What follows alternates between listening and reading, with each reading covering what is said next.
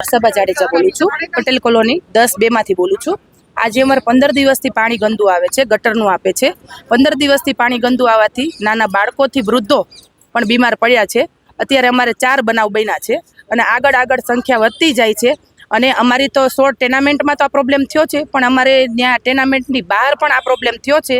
તો આજે અમે વેરાની બધી ભરવી છે અને જે ઇન્દોરમાં બનાવ બન્યો છે એવું લાગે છે આ બનાવ પણ અહીંયા પણ થશે કે શું? તો પાણી મને ચોખ્ખું આપો, સારું આપો અને વ્યવસ્થિત આપો કે જ્યાં આજે પાણીની જરૂર છે। Please, thank you. મને જલ્દી આગળ પગલાં લ્યો અને મારે જરૂર છે, પ્લીઝ આજે આગળ વધે એ મારી માંગ છે અને પાણી આપો મને। મારું નામ મોનિકા કુંડલિયા છે। આમ પટેલ કોલોની 10-2 માંથી આવીએ છીએ।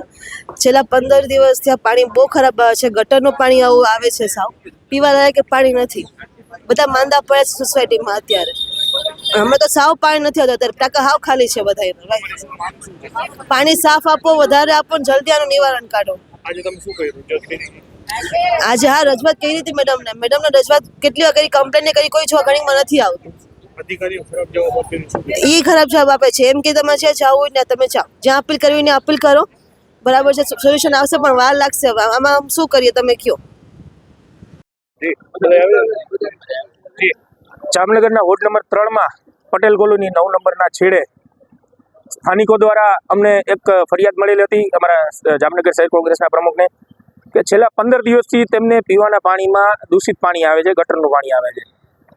એ લોકોએ મહાનગરપાલિકામાં 2 વાર કે 3 વાર ઓનલાઈન ફરિયાદ પણ નોંધાવેલી હતી, છતાં પણ એનો કંઈ નિવેડો ના આવતા આજરોજ જામનગર શહેર કોંગ્રેસની ટીમ સ્થાનિકોને સાથે રાખી અને જામનગર મહાનગરપાલિકા ખાતે એક આવેદનપત્ર આપવામાં આવ્યું છે।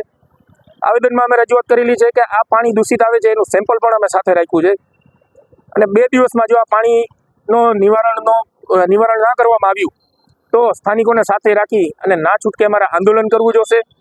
અત્યારે આ પાણી પીને ત્યાં સ્થાનિક રહીશોમાંથી કેટલા લોકો માંદા પડ્યા છે, કેટલા લોકોને હોસ્પિટલ જવાનો વારો આવ્યો છે।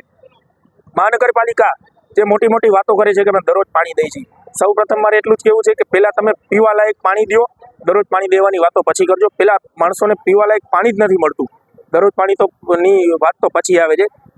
એટલે સાહેબને અમારી એક વિનંતી છે કે તાત્કાલિક ધોરણે આ પાણીનું નિવારણ કરવામાં આવે ને ત્યાંના સ્થાનિકોને પીવા લાયક પાણી મળી રહે એ માટે થઈને અમે આજરોજ આવેદન આપેલ છે। જય હિન્દ, જય ભારત। આજરોજ જિલ્લા કોંગ્રેસ સમિતિ દ્વારા વોર્ડ નંબર 2 તથા 3ની અલગ મુદ્દે રજૂઆત કરવામાં આવેલ, જેમાં ખાસ કરીને વોર્ડ નંબર 9ના છેડે પટેલ કોલોની વિસ્તાર વોર્ડ નંબર 3માં ગટરનું ગંદુ પાણી આવે છે તેવી ફરિયાદ સેમ્પલ સાથે લઈને આવ્યા છે। આ બાબતે અમે તાત્કાલિક ઘટતું કરી અને આ તાત્કાલિક 2 દિવસમાં ફરિયાદનો નિકાલ થાય તેવી કાર્યવાહી કરવામાં આવશે।